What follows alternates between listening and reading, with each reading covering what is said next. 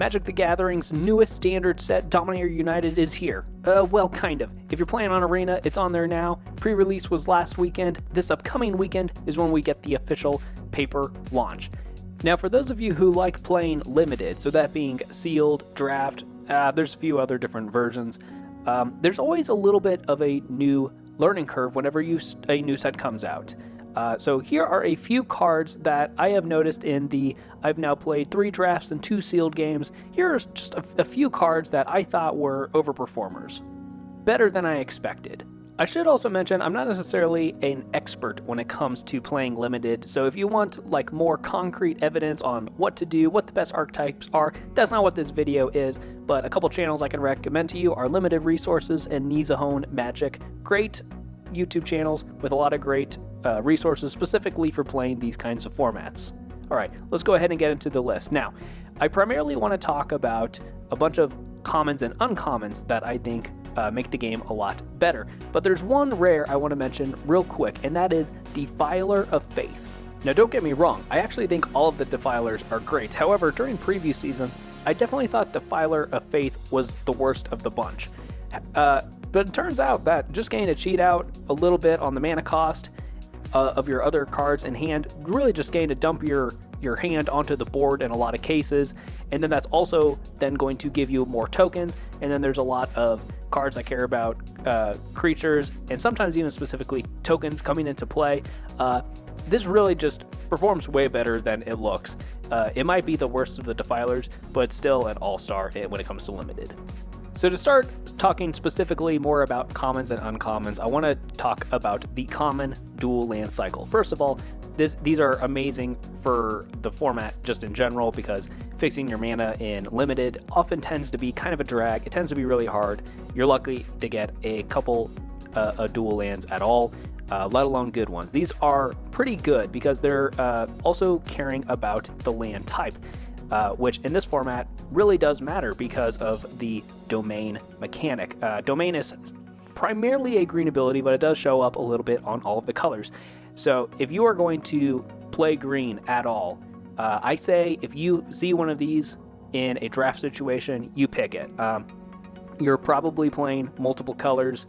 Well, you have to play multiple colors in this format, basically. Monocolor decks just don't really work. They don't really exist at all. But especially if you're going to play green, the best deck that I have seen so far playing Sealed and Draft is just go really heavy into green creatures, but then you're also just going to splash all the other colors, especially with these dual lands showing up at common. You're really going to get a lot of use out of the domain ability cards, and then you're really just going to be able to play the best creatures available to you in your pool. So really, these are almost always going to be top picks, unless there's like a really awesome bomb rare mythic in your pack.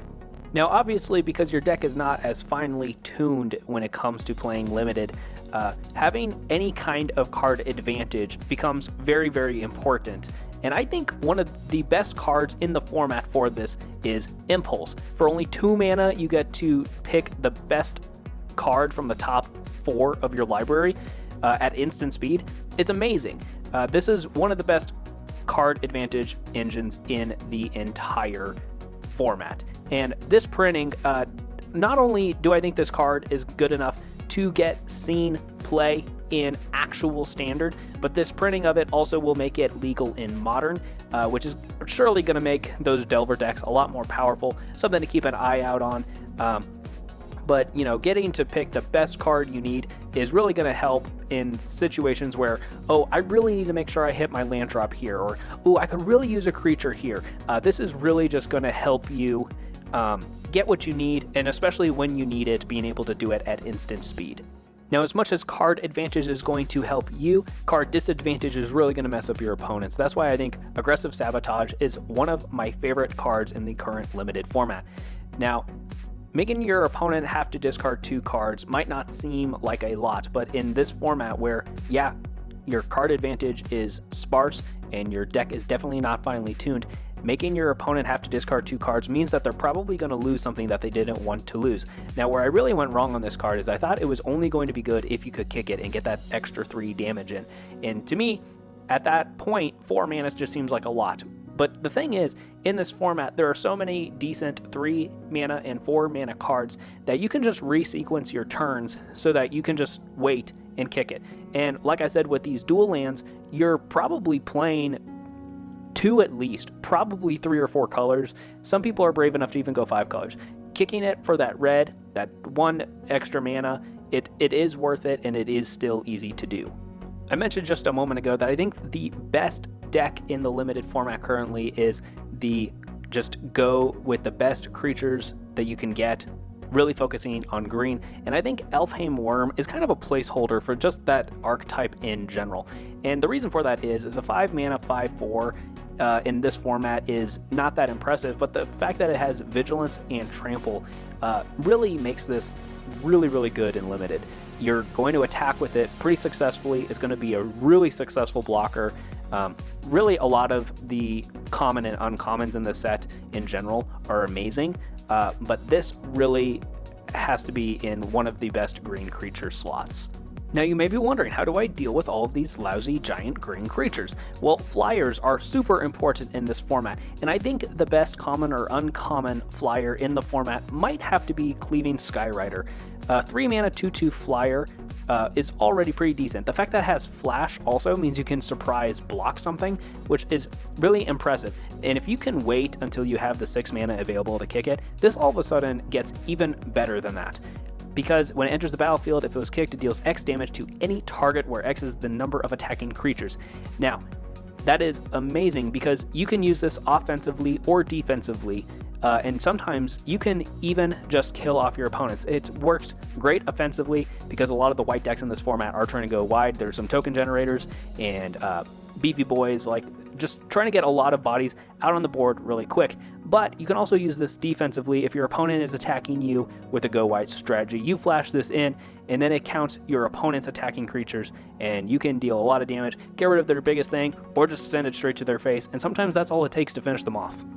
Speaking of the go wide white strategies, I also want to give a shout out to Captain's Call. Now, 4 mana for a sorcery to get 3 1/1s onto the battlefield doesn't necessarily sound like a good card. And I remember during preview season thinking that this probably wasn't even good enough to be played in limited. However, I think that's quite wrong. Now, I don't think this is a first pick by any means. That would have to be a quite terrible pick. But in draft, if you already know that you're going to be playing white, and white is going wide in this format, this is a pretty decent pick, and especially if you're pairing that up with blue, and it is a little bit more of a reactionary and spell slinger kind of deck. And I think you can even splash black into that deck and get a really cool Esper, not necessarily control, but very spell heavy deck. Then there's only extra synergies to be had there by it being a sorcery that does that. The last cards I want to mention, I'm actually lumping all together, and that are the uncommon legendary creatures. Ellis Ilkor Sadistic Pilgrim is the one I'm showing here because it just so happens to be my favorite. I've got to play it 2 or 3 times now, and it just overperforms every single time.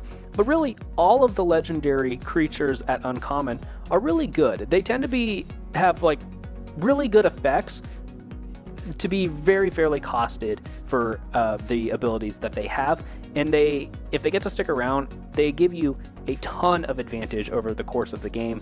And more importantly, when you start your game with either sealed or draft, seeing them, it really points you in the direction that what those color pairs are supposed to be doing in this format. And I think that's incredibly helpful and important, especially to people who are just now trying to get into the format, and maybe this is their first time playing.